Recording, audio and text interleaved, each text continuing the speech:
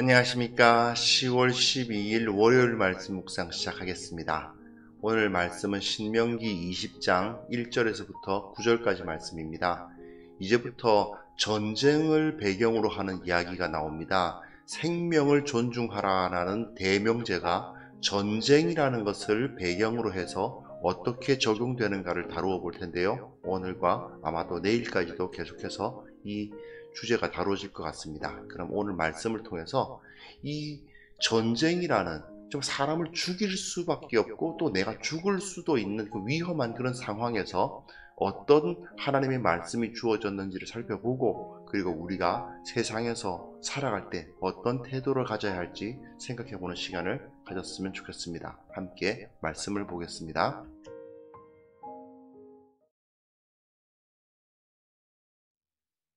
네가 나가서 적군과 싸우려 할 때에 말과 병거와 백성이 너보다 많음을 볼지라도 그들을 두려워하지 말라. 애굽 땅에서 너를 인도하여 내신 네 하나님 여호와께서 너와 함께 하시느니라. 너희가 싸울 곳에 가까이 가면 제사장은 백성에게 나아가서 고하여 그들에게 말하여 이르기를, 이스라엘아 들으라. 너희가 오늘 너희의 대적과 싸우려고 나왔으니 마음에 겁내지 말며 두려워하지 말며 떨지 말며 그들로 말미암아 놀라지 말라. 너희 하나님 여호와는 너희와 함께 행하시며 너희를 위하여 너희 적군과 싸우시고 구원하실 것이라 할 것이며, 책임자들은 백성에게 말하여 이르기를, 새 집을 건축하고 낙성식을 행하지 못한 자가 있느냐? 그는 집으로 돌아갈지니 전사하면 타인이 낙성식을 행할까 하노라. 포도원을 만들고 그 과실을 먹지 못한 자가 있느냐? 그는 집으로 돌아갈지니 전사하면 타인이 그 과실을 먹을까 하노라. 여자와 약혼하고 그와 결혼하지 못한 자가 있느냐? 그는 집으로 돌아갈지니 전사하면 타인이 그를 데려갈까 하노라 하고, 책임자들은 또 백성에게 말하여 이르기를, 두려워서 마음이 허약한 자가 있느냐? 그는 집으로 돌아갈지니 그의 형제들의 마음도 그의 마음과 같이 낙심될까 하노라 하고, 백성에게 이르기를 마친 후에 군대의 지휘관들을 세워 무리를 거느리게 할지니라.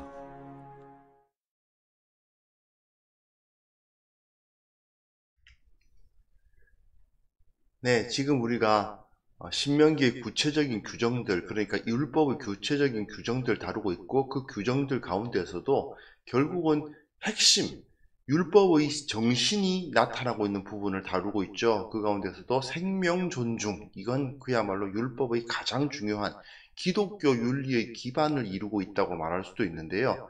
그 가운데서도 이제 앞에서는 살인이라는 것을 배경으로 해서 다른 사람을 고의로 죽였거나 또는 그 사람의 생명을 무시하는, 사람의 생명을 무시하는 자의 생명은 보호할 가치가 없으나, 다른 경우, 다른 사람은 그런 다른 사람의 생명을 무시하거나 다른 사람의 생명을 고의로 빼앗는 경우를 제외한다면 모든 사람의 생명은 반드시 존중받아야 하고 보호되어야 한다. 이 메시지가 앞에서 제시가 되었습니다. 이제 오늘 본문부터는요, 이제 20절까지는 이 전쟁이라는 것이 배경으로 나타납니다.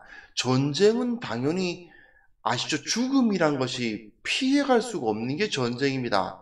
당연히 그건 고의로 사람을 죽이는 거라고 할 수도 있는 것이고요. 하지만 이런 상황에서 우리는 이 하나님께서 이스라엘에게 이것을 어떻게 적용해야 될 것인가를 어떻게 가르치고 계신지에 대해서 좀 관심을 가질 필요가 있습니다. 분명한 것은요, 이 하나님께서는 이 가나안 7족속, 그러니까 지금 이스라엘이 요단강을 앞두고 있지 않습니까? 요단강을 건너가서 그 땅을 차지할 때 하나님께서 심판하시기로 하셨던 그 7족속만은 7족속에 대한 말씀과 다른 족속, 멀리 있는 다른 이방 족속과는 완전히 다르게 지금 대우를 하신다는 겁니다. 오늘 본문에서는 이 가나안 7족속들을 대할 때, 그들과 전쟁을 할 때 어떻게 해야 되는가의 메시지가 주로 나와 있는 거예요. 이거는 사실은 오히려 하나님께서 저들을 죽이는 것이 복된 것이다라고 말하고 계시는 것을 볼 수 있습니다. 마치 그 살인을 행했다거나 또는 이방 종교를 믿어가지고 하나님을 무시하고 이방 종교를 믿은 자를 죽이는 것이 하나님으로부터 복을 받는 행위라고 이제 그 모세가 앞에서 이야기를 했잖아요. 그것과 마찬가지로 가나안 족속들, 이 가나안 7족속들은 가나안의 7족속들은 하나님께서 진멸하시기로 마음을 먹은 악한 자들이었기 때문에 도무지 더 이상 그들에게는 하나님의 자비라는 것을 베풀어야 할 이유가 없을 정도의 악한 자들이었기 때문에 저들을 진멸해야만 했고, 그 진멸하는 자가 복을 누리게 될 것이다 하는 메시지가 여기서 나옵니다. 그런데 문제는 뭐냐? 이 사형 집행하고 전쟁은 좀 다른 것이, 전쟁에서는 우리 편도 죽잖아요. 그게 문제거든요. 사형 집행을 할 때는 죄인만 죽게 되고 집행자가 죽지는 않는데, 전쟁을 하게 되면 아무래도 우리가 승리한다 하더라도 전사자는 나올 수밖에 없고요. 그리고 실제로 여호수아서를 살펴보면 전사자가 나왔던 것을 볼 수 있습니다. 아이성 전투에서 물론 36명이라는 소수의 사람만 기록되어 있습니다만 여하튼 전사자는 나왔죠. 그럼 이건 어떻게 봐야 되느냐? 우리가 그런 문제에 대해서 우리가 어떻게 생각해야 되는가를 좀 생각해 볼 필요가 있습니다. 넘어가네요. 예, 말씀을 그러면 한번 1절부터 4절까지 내용 보시면요, 하나님께서 두려워하지 말라고 하세요. 첫 번째는 뭐냐면, 전쟁을 하면은 당연히 우리 편 전사자도 생길 거 아닌가라는 생각이 당연히 듭니다. 그럼에도 불구하고 하나님은 이 사실을 이야기하십니다. 네가 나가서 적군과 싸우려 할 때에 상대방이 말과 병거와 백성이 너보다 많음을 볼지라도 두려워하지 마라. 왜? 나는 애굽 땅에서 너희를 인도하여 내신 너희 하나님 여호와다 라고 말씀하고 있습니다. 여기서 상당히 재미있는 것이요, 병력의 숫자가 상대방이 많다, 또 상대방이 이제 병거와 말을 가지고 있다, 이럴 경우에 사실은 일반적인 입장으로 봤을 때는, 일반적인 전쟁이라는 개념으로 봤을 때는요, 굉장히 승산이 없습니다. 예를 들어서 똑같은 사람들이 이제 똑같은 그 전투력을 가진, 힘을 가진 사람들끼리 모여서 싸움을 한다고 합시다. 그런데 이쪽은 1000명이고 이쪽은 800명입니다. 그러면 우리가 생각할 때는 평지에서 똑같은 조건에서 1000명과 800명이 비슷비슷한 등치와 힘을 가진 사람들끼리 싸우면 아마 1000명 쪽이 이길 것인데, 한 200명 정도가, 200명이 더 많으니까 이쪽 800명은 다 죽고, 그리고 이 1000명은 이제 한 200명 정도 살아남을 것이다, 이렇게 생각하시는 분들이 있으실 수도 있는데요, 그게 그렇지가 않습니다. 실제로 1000명과 800명이 싸우게 되면 이 1000명 쪽은 한 500명 이상 남을 거고요, 800명 쪽은 전멸할 겁니다. 고대 사회에서의 전쟁이란 것은 사람의 숫자가 많다는 건 그야말로 절대적인 우위를 갖는 겁니다. 가만히 한번 생각을 해보십시오. 점점 이쪽이 숫자가 불어나기 시작하거든요. 초반에는 비슷하다 하더라도 싸움이 진행되면 진행될수록 원래 많았던 쪽이 훨씬 더 유리해지게 됩니다. 게다가 그 많은 쪽에서 뭐 병거, 말과 같이 좀 더 우위에 있는 무기를 갖고 있다. 그러면 작은 쪽은 거의 뭐 승산이 없습니다. 그냥 특별한 지형지물이 있다든가, 뭐 성으로 둘러쳐서 방어전을 하고 있다든가, 이렇다면 몰라도 말이죠. 그런데 지금 이스라엘은 성을 쳐들어가는 입장이지, 그 성을 방어하는 입장이 아니지 않습니까? 그렇기 때문에 이스라엘 입장에서는 굉장히 불리한 싸움이 눈앞에 펼쳐질 수가 있는 겁니다. 그럼에도 불구하고 하나님은 두려워하지 마라. 그리고 제사장에게 백성에게 나아가서 이스라엘아 들으라 이렇게 외치죠. 그리고 너희가 오늘 너희 대적과 싸우러 나왔으니 마음에 겁내지 말고 두려워하지 말라. 떨지 마라. 눌리지 마라. 놀라지 마라. 너희 하나님 여호와는 너희와 함께 행하시며 너희를 위하여 너희 적군과 싸우신다 이 얘기죠. 여기서 중요한 게 뭐냐? 하나님이 직접 싸우신다. 너희들이 앞서서 하나님이 싸우시기 때문에 너희들은 반드시 이기게 되어 있다는 것입니다. 이건 사실상 이 제사장의 선포는 뭐냐면 가나안 7족속을 죽이는 것이 이스라엘이 아니라는 거예요. 이스라엘은 그냥 하나님의 손에 들린 무기일 뿐이지 실제로 이스라엘이 가나안 7족속을 쳐서 진멸하는 것이 아니라 하나님께서 진멸하신다는 것입니다. 물론 전쟁을 통해서 이스라엘 쪽에서도 전사자가 일부 나올 수는 있습니다. 그러나 그 역시도 하나님의 섭리 안에 있는 것이기 때문에 그들이 하나님의 손에서 그 섭리 안에서 죽도록 하실 만한 이유가 있는 겁니다. 그러므로 가나안 정복 전쟁에서 어느 정도 우리가 보기에는 그 인명 희생이 있는 것은 사실이지만 그럼에도 불구하고 그 가운데 생명의 존중이 이루어지지 않느냐? 그렇지 않다는 것입니다. 전쟁이라는 상황에서 우리 측 전사자가 나온다 하더라도 우리 측 전사자는 사실 사람은 다 죽게 되어 있잖아요. 그죠? 그러니까 자연사 하는 것과 마찬가지로 하나님께서 이제 그의 생을 마감하게 할 만한 사람을 데려가시는 것이지 결코 그냥 억울한 죽음, 정말 비참한 죽음을 당하도록 하시지 않는다는 것이죠. 정말 전쟁이라는 가장 극도의 위험한 상황에서도 말이죠. 하나님께서는 그 백성들을 지키신다. 그 백성들의 생명을 보존하신다. 그겁니다. 그러나 가나안 7족속들은 아니에요. 가나안 7족속은 하나님께서 사형 언도를 내린 민족이기 때문에 그렇습니다. 마치 살인을 하였기 때문에 그 죄값을 받아야 되는 사람과 똑같은 입장인 겁니다. 그렇기 때문에 하나님께서는 다르게 이야기를 하십니다. 보시면요. 이제 책임자들은 되어 있어요.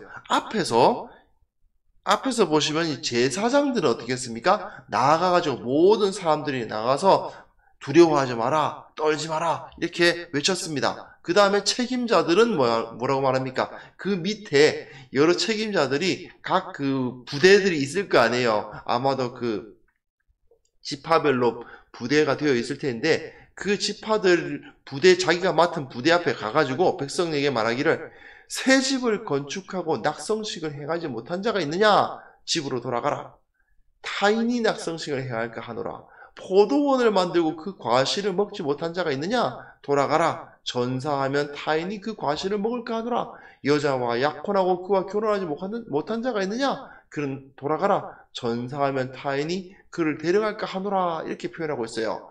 자, 그러면 이스라엘에서는 새 집을 지었거나 포도원을 만들었거나 약혼을 한 사람은 전쟁에 안 나갔구나 라고 생각할 수 있는데 사실은 그런 어법은 아닙니다. 제가 녹색으로 3+1 어법이다 이렇게 표현해 나왔는데요. 아직 그 8절 9절 보시면요.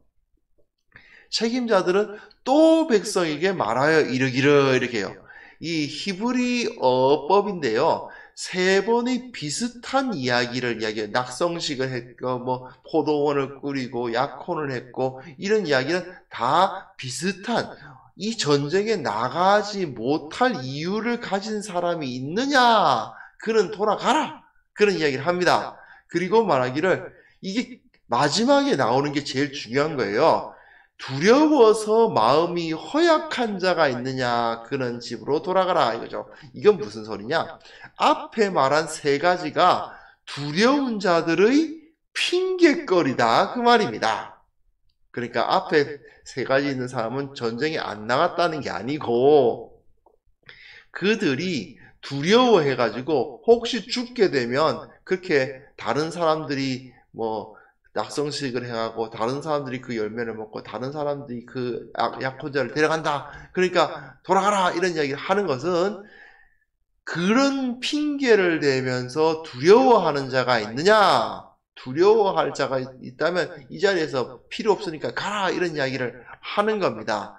사실은요, 이게 조금 이제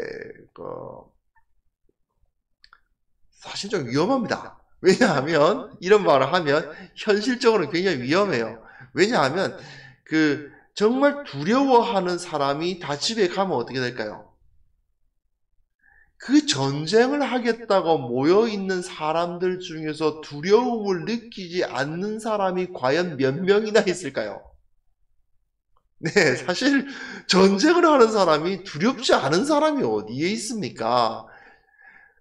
자기가 그 죽는 사람이 될 수 있다는 그 두려움이 당연히 있을 수밖에 없지요. 그런데 두려워하는 자가 있느냐? 돌아가라 하면은 한 사람이 진짜 두려워하는 사람이 돌아갔다고 한번 생각해 보십시오. 그러면 그 옆에 있는 사람도 그 사람이 아무리 일이 안 생기는 걸 보고 같이 짐 싸서 갈 겁니다. 그렇죠? 계속 사람들이 한두 명, 두 명 다 일어나서 다 빠져나갈걸요? 그것이 실제로 이루어지고 그 자리를 이탈하는 사람을 막지 않으면 그 군대가 반토막, 아니 반의 반토막이 날지도 모릅니다. 그게 사실 현실이에요. 사실은 일반적인 전쟁에서 말입니다. 그 겁쟁이들은요, 적에게 죽는 게 아니고 보통 아군의 자기 지휘관에게 죽는 경우가 대부분입니다. 싸우지 않고 도망가는 녀석들을 뒤에서 지휘관들이 네가 싸우다 죽으나 나한테 죽으나 마찬가지다라는 생각을 받도록 해가지고 뒤에서 막 몰아가지고 싸움을 시키잖아요. 왜 돌격 앞으로 했는데 이제 그 병사가 돌격을 못하고 이렇게 땅에서 엎드려서 벌벌 떨고 있으면 뒤에서 지휘관이 뒤에서 총을 쏘죠.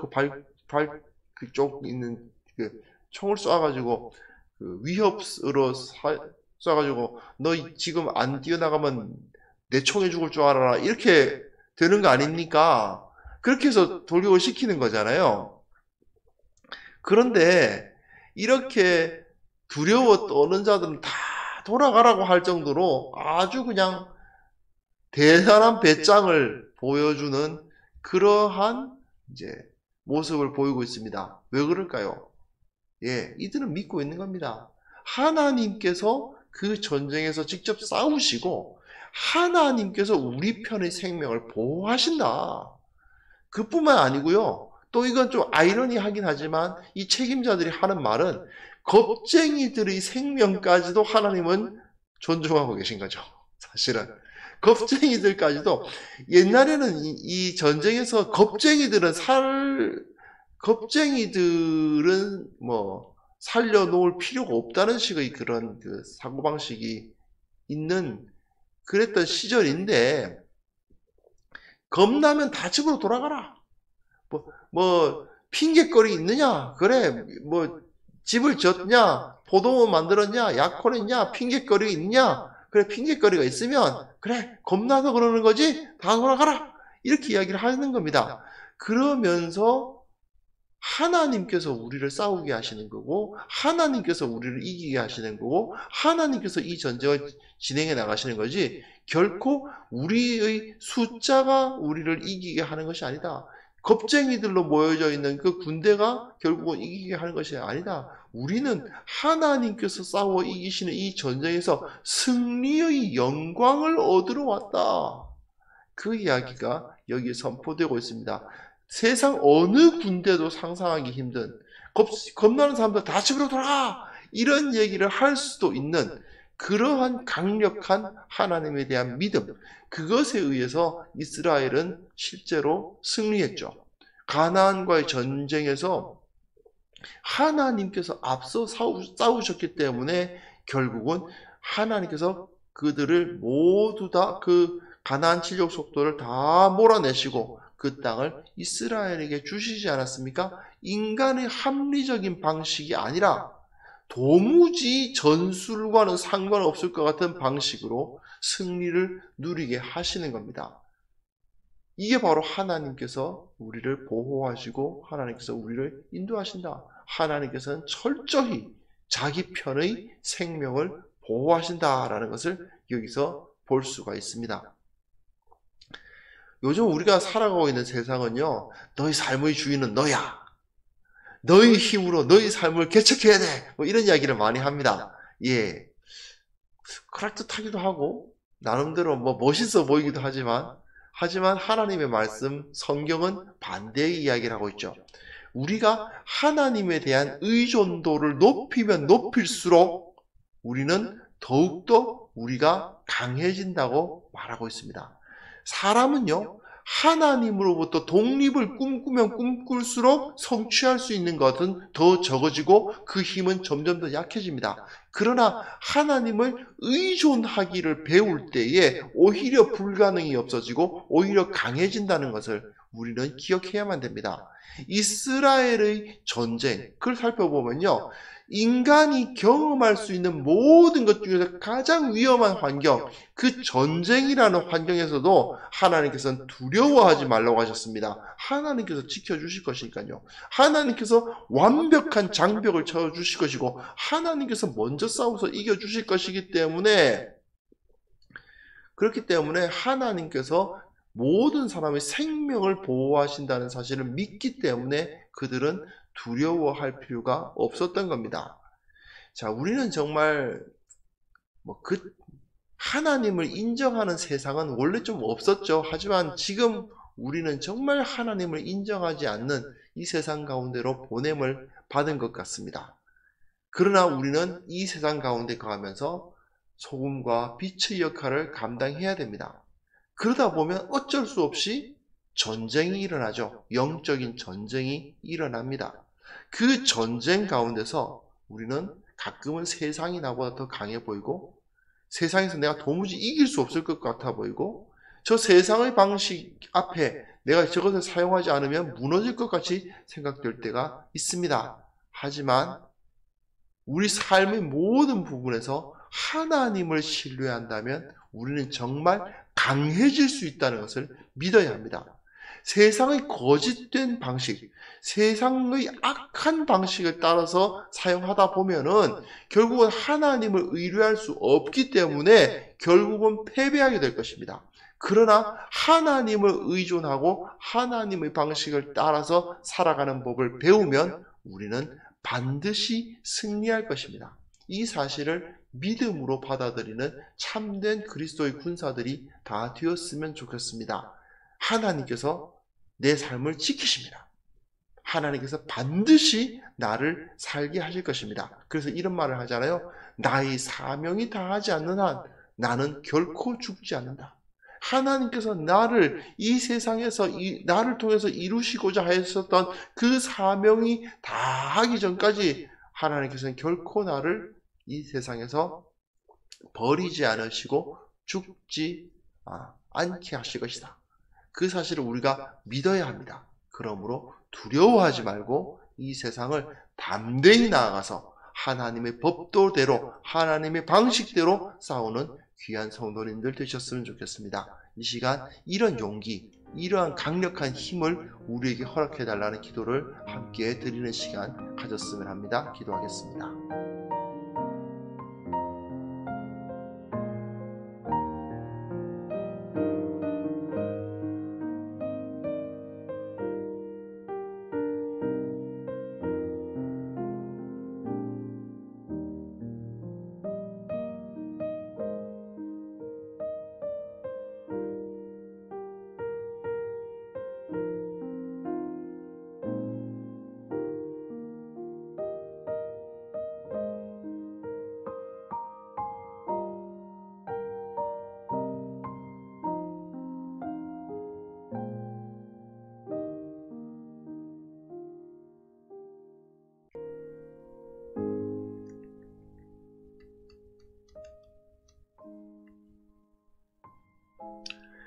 하나님 아버지, 그렇습니다. 우리가 이 세상의 여러 영적 싸움 가운데 있음을 주님께서도 아시나이다. 이 가운데에서 세상이 우리보다 강해 보이고 세상의 능력을 사용하고 싶은 마음이 들 때가 많은 것을 주님 앞에 고백합니다. 그러나 주님께서 우리와 함께 하신다는 사실을 믿고 다시금 주님의 힘을 힘입어서 담대히 나아갈 수 있기를 원합니다. 이 세상 가운데에서 아무리 악한 자들이 많이 있다 하더라도 하나님께서 반드시 이기게 하신다는 사실을 온전히 믿고 두려움 없이 주님의 방법대로 정직하고 바르고 그리고 예수님의 뒤를 따라 걸어가는 자들 되게 하여 주옵소서. 가끔 우리들 가운데 하나님의 방법을 사용하지 않는 자들이 보이고 정말 겁을 먹어서 세상 방법 사용하는 자들이 눈에 띌 때도 있습니다.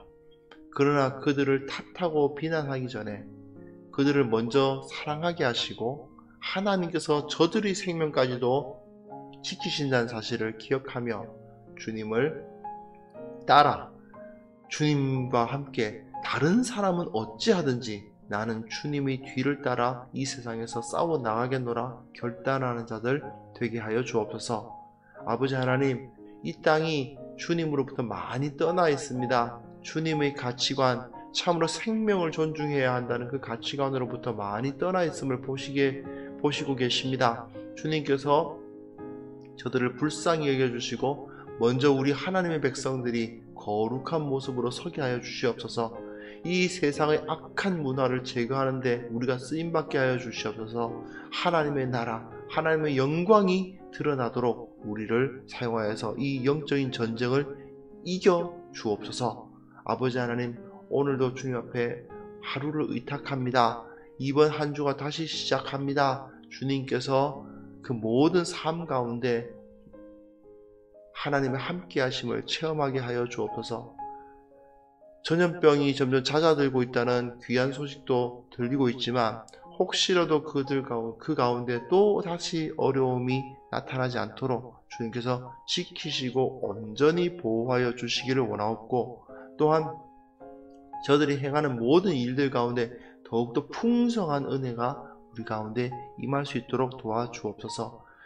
믿는 자든 믿지 않는 자든 주님의 은혜를 온전히 받아 누리는, 그리고 살게 되는 그들이 인생 가운데에서 주님을 느끼게 되는 역사가 일어나게 하여 주옵소서. 예수님의 이름으로 기도합니다. 아멘.